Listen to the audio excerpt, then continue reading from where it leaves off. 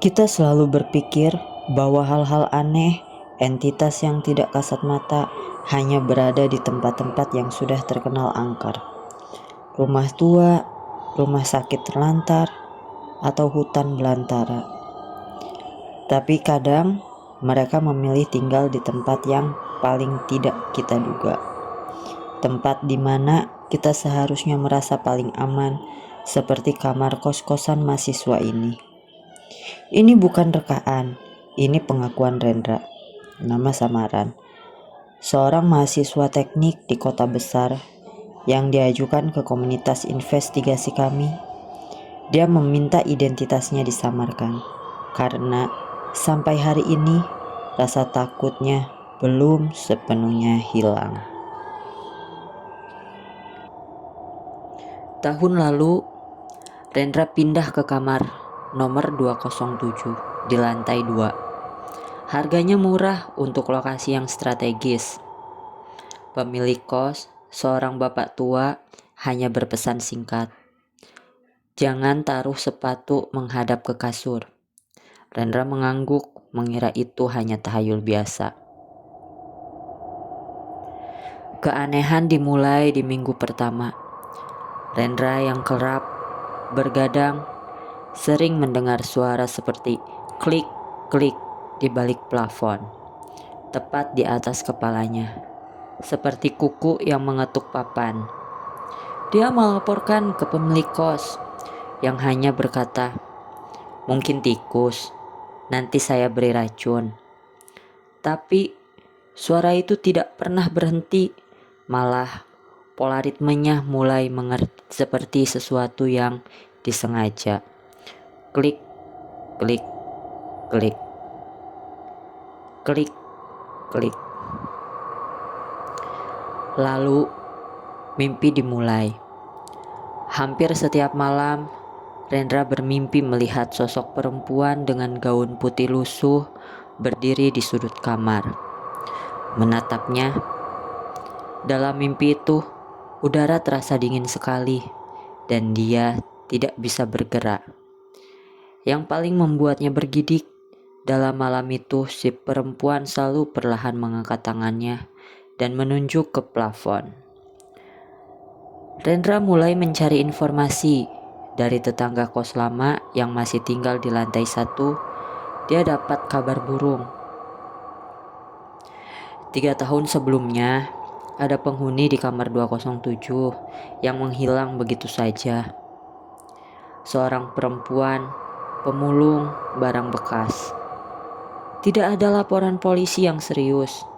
Orang-orang mengira dia pindah begitu saja.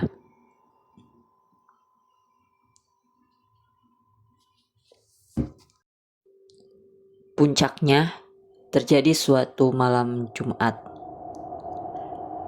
Rendra pulang dari kampus dalam keadaan kehujanan dan demam. Badan panas, tapi kamarnya terasa seperti lemari es. Saat hendak tidur, dia melanggar pantangan itu. Dia melepas sepatu bot basah dan meninggalkannya begitu saja, menghadap ke arah kasur. Tidurnya tidak nyenyak. Sekitar pukul 3 pagi, dia terbangun karena merasa ada yang duduk di ujung kasurnya. Berat. Dia pikir itu halusinasi demam, sampai dia melihat 2 titik seperti jejak lumpur di lantai mengarah dari pintu ke sisi kasurnya. Jejak yang persis seperti dari sepatu bootnya yang basah tadi. Tapi sepatu boot itu masih ada di tempat dia lepas, kering sekarang. Dia memejamkan mata,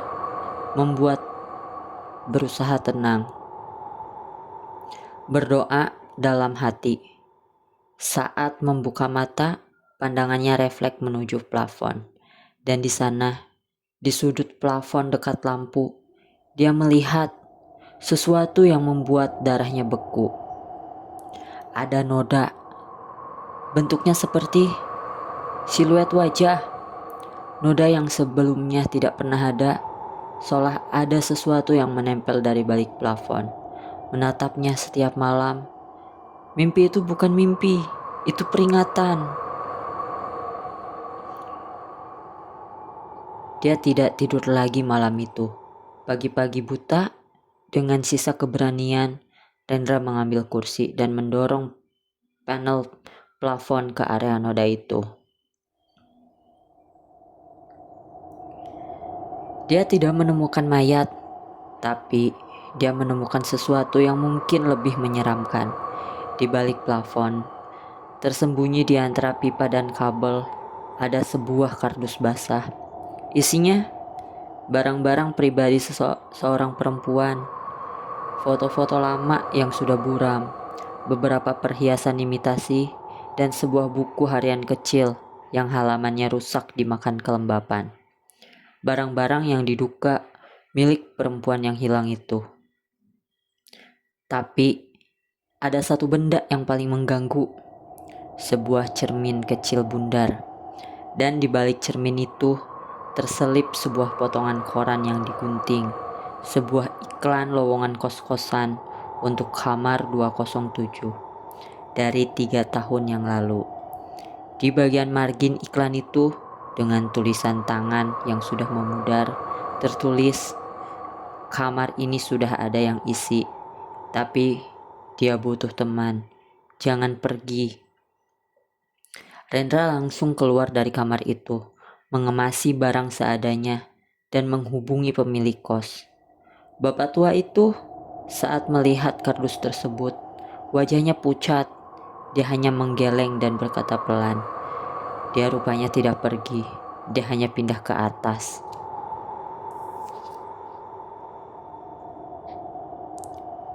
Rendra menginap di hotel malam itu dan tidak pernah kembali. Bahkan untuk mengambil uang jaminannya.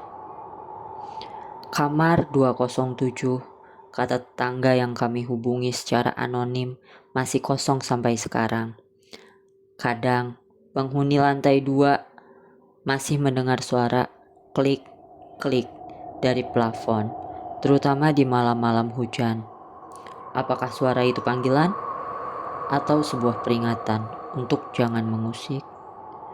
Atau mungkin sebuah ajakan?" Bagi Rendra, jawabannya jelas. Dia berpesan, "Jika kamu cari kos, dengarkan baik-baik.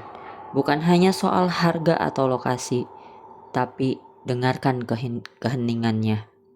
Jika sebuah kamar terlalu sepi, terlalu dingin, atau ada perasaan bahwa kamu bukan satu-satunya yang menghitung hari di dalamnya, lari. Karena mungkin kamar itu memang bukan diperuntukkan untuk orang hidup."